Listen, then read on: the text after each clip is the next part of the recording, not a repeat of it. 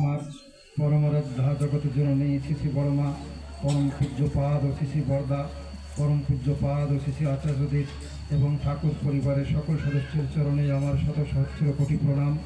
এবং আজকে এই বিশেষ সৎসঙ্গে উপস্থিত ঠাকুরের কৃত পাঞ্জাধারী কর্মী তার চরণে আমার প্রণাম এবং অমৃত পথযাত্রী দাদা ও মায়েদের যথাযুক্ত স্থানে প্রণাম। আনন্দিত জয়গুরু। ছোটদের স্নেহপ্রীতি ভালোবাসা জানিয়ে ঠাকুর সম্বন্ধে দু কথা বলার চেষ্টা করব। বলার ভিতরে ত্রুটি থাকলে মার্জনা করবেন। পুরুষোত্তম যুগে যুগে এসে থাকেন। যখন যখন ধর্মের গ্লানি হয় তখন তখন অসুর প্রবৃত্ত সম্পন্ন মানুষ ধর্মের দোহাই দিয়ে অধর্মের কাজ করে চলে। তখন তখন ঋষি প্রবৃত্ত সম্পন্ন মানুষ ভগবানকে আহ্বান করেন, হে ভগবান তুমি কোথায় আছো, তোমার সৃষ্টিকে তুমি রক্ষা করো। আর তখন তখন অবতার পুরুষ এই পৃথিবীতে অবতীর্ণ হয়ে থাকেন। এর ভিতরে কোনো সন্দেহ নেই। সত্যে শ্রীহরিতে তাই রাম দাপারেছে, শ্রীকৃষ্ণ কলিতে বহু অবতার অবতীর্ণ হয়েছেন। কলির শেষে শ্রী ঠাকুর অনুকূলচন্দ্র রূপে তিনি বিংশ শতাব্দীতে আমাদের ব্যক্তিগত জীবন, দাম্পত্য জীবন, গৃহরাষ্ট্র সমাজ জীবনে চলার পথে তিনি বিভিন্ন ধরনের বাণী দিয়েছেন। তিনি আমাদের দাদা একটি বাণী বললেন, মরো না মেরো না ভারত মৃত্যু অবলুপ্ত, মরো না মেরো না ভারত মৃত্যুকে অবলুপ্ত করো।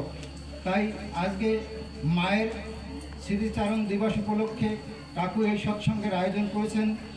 এখানে মায়ের ভূমিকা খুবই সুন্দর কৃষ্ণেন্দু ভাই আমাদের বুঝিয়ে বললেন এবং মায়ের ভূমিকা অনেক বড় ভূমিকা। মাই জগৎজননী, মাই সৃষ্টির মালিক, মাই সব কিছু। মার থেকেই আমরা সবই কিছু পেয়েছি। এবং যেমন কুম্হার একটা হাড়ি বা কোনো কিছু তৈরি করতে গেলে সে কি তৈরি করবে সেটা কুম্হার জানে, আর দ্বিতীয় কেউ জানে না। তেমনি মা যখন সন্তান তার গর্ভে আসে, সেই মাই জানে কেমন সন্তান তিনি প্রসব করবেন, কেমন সন্তান তিনি পৃথিবীতে দিবেন, সেটা একমাত্র মাই জানেন। আর তার আগের থেকেও যদি আমরা চিন্তা করা হয়, মাই জানেন যে কেমন সন্তান এই পৃথিবীতে নামিয়ে নিয়ে আসবেন। মায়ের দ্বারাই এই পৃথিবীতে সুসন্তানের আবির্ভাব হতে পারে। বাবা যেমনই হোক না কেন, মা যদি সুন্দর হয় তাহলে সেখানে সুসন্তান অবশ্যই আসবে।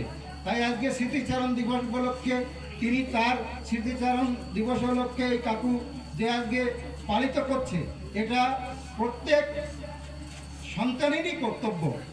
সন্তানের কর্তব্য এই জন্য, যদি সন্তান তার জন্য কিছু করে, আজকে সেখানে যেখানেই থাকুক না কেন, আমার দৃঢ় বিশ্বাস তিনি ঈশ্বরের কোলে আছেন বা কোথাও সুন্দর জায়গায়, আরও সুন্দর জায়গায় তিনি জন্মগ্রহণ করে আজকে এই স্মৃতিচারণ দিবসে তিনি বা আমরা সকলে তার মঙ্গল প্রার্থনা করছি। সে যেখানে জন্মগ্রহণ করেছেন সেখানে খুব আনন্দে আজকে খুশিতে জীবনযাপন করছে, কারণ তার সন্তান সন্ততিরা তার মঙ্গলের জন্য আজকে এই ভোজনের আয়োজন করেছেন বা ঈশ্বরের ভাগবত সভার আয়োজন করেছেন। তাই তিনি আজকে খুবই আনন্দে আছেন এবং তিনি এই সুসন্তান জন্ম দিয়েছেন বলে আজকে তার বংশ পরম্পরার ভিতরে শ্রী শ্রী ঠাকুরের কোলে সকলকে রেখে যেতে পারছেন। আজকে তার কোলে রেখে যাওয়ার উপরে আর কিছু নেই। ধন সম্পত্তি পয়সা আমরা সকলেই ইনকাম করি, রাখি, কিন্তু পরম পিতার কাছে যদি আমরা সন্তানদের রেখে যাই তার উপরে আর কিছু নেই। তাই পরম পিতাকে নিয়ে এই বংশ পরম্পরা চলছে, আমরা সকলেই জানি। এবং একটা সাধারণ একটি ঘটনা আমি বলে আমার বক্তব্য এখানে শেষ করব।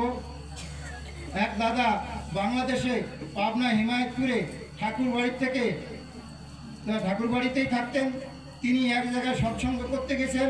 সৎসঙ্গ করতে গিয়ে সেখান থেকে ফিরে যখন আসছেন, হেঁটে হেঁটে বাংলাদেশে সৎসঙ্গ হতো, হেঁটে হেঁটে আসছে, খাল বিলের ভিতর দিয়ে হাঁটতে হাঁটতে দেখে যে এক জায়গায় একটা আলোর মতো দেখা যাচ্ছে, সাদা সাদা কাপড় দেখা যাচ্ছে।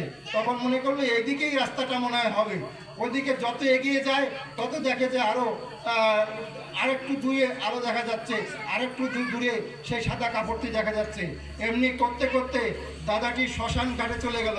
শ্মশান ঘাটে যাওয়ার পরে ওই যে মা প্রেতাত্মা যে ছিল সে দাঁড়িয়ে বলছে যে আপনাদের ঠাকুর নাকি সবাইকে উদ্ধার করে, আমি অনেক জন্ম ধরে অনেক দিন ধরে এভাবে পড়ে আছি, আমার উদ্ধার হচ্ছে না। আমি একটু আমার উদ্ধার চাই, আপনি দয়া করে আপনাদের ঠাকুরের কাছে গিয়ে বলবেন যে আমার একটু উদ্ধার হয়ে যাক। তখন ওই দাদা বললেন, ঠিক আছে, তাহলে তুমি যখন উদ্ধার হতে চাচ্ছ, কালকে তুমি ওই সৎসঙ্গ যখন হবে, প্রার্থনা যখন হবে, আমরা সকলে বসে থাকবো, আর তুমি ওই গাছের পাশে এসে দাঁড়াবে এবং তোমার জন্য আমরা প্রার্থনা করব। আর প্রার্থনা করার পরে যদি তুমি উদ্ধার হয়ে যাও, তাহলে যাওয়ার সময় একটা ডাল ভেঙে রেখে তুমি চলে যাবে।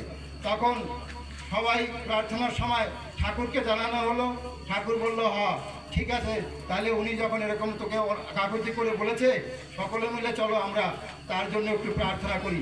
প্রার্থনা করা হলো, দেখা গেল সত্যি সত্যি সেই মাটি একটা ডাল ভেঙে রেখে ওখান থেকে চলে গেল। তাহলে আমাদের এই সৎসঙ্গের অনেক বড় মহত্ব আছে।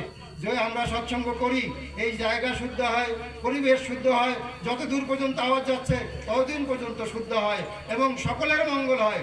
যারা এখানে আসে, যারা শুনছে, সকলের মঙ্গল হয়। তাই আজকে আমি বিশেষ সময় না নিয়ে সকলের মঙ্গল প্রার্থনা এবং তার সেই আত্মা যেখানেই থাকুক না কেন, সে যেন শান্তিতে স্বস্তিতে ঠাকুরের কাছে থাকে এবং খুশিতে থাকে, এবং কাকুর সকল পরিবারের সকলের মঙ্গল প্রার্থনা রেখে আমার সংক্ষিপ্ত বক্তব্য এখানেই শেষ করছি। জয় গুরু। খুব সুন্দর, অতি অপূর্ব।